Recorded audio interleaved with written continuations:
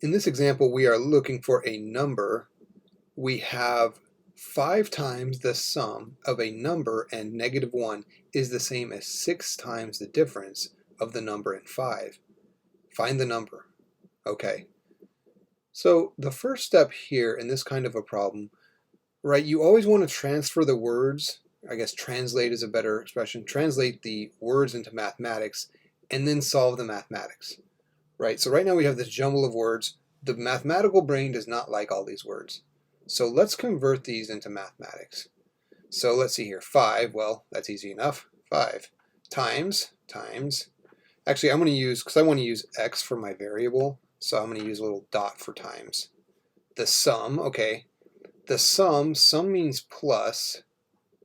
The sum of a number, okay, so of a number, we're going to call that x, and -1. So the sum of a number and -1. How about that? These two are added together. The sum of a number and -1.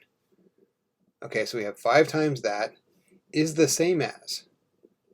Is the same as is a very long-winded way of saying equals.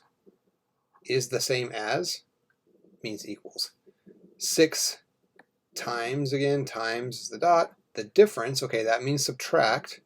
So let's just remind ourselves that that's going to be a subtract of what? The difference of the number and 5. So the number minus 5. That's the difference there. Find the number. So find x is our goal.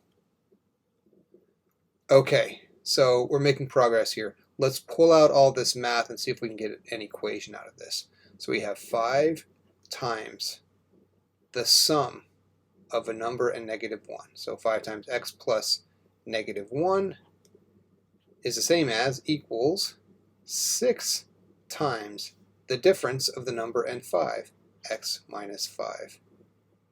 Look at that. All those words translated down into this one very nice equation. We can even rewrite this further. X plus -1 is simply x minus 1. That's even simpler. 6x minus 5. Okay, there we go. So now let's use the distributive property with this 5 and distribute it through. Same thing with the 6 on the right-hand side. So that gives us 5x minus 5 equals 6x minus 30. Right? When you get to this stage, you want to get all the x's on one side, everything else on the other. I want to keep x positive, so I'm going to bring the x's to the right side. Right? So I'm going to subtract off 5x from both sides. No big deal. I'm also going to add 30 to both sides to bring all the other numbers to the left-hand side.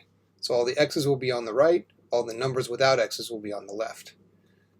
So let's see what that gives us. That gives us 25 equals 6 minus 5 is 1, x, so I'm just going to write that as x, right? We don't need to write 1x.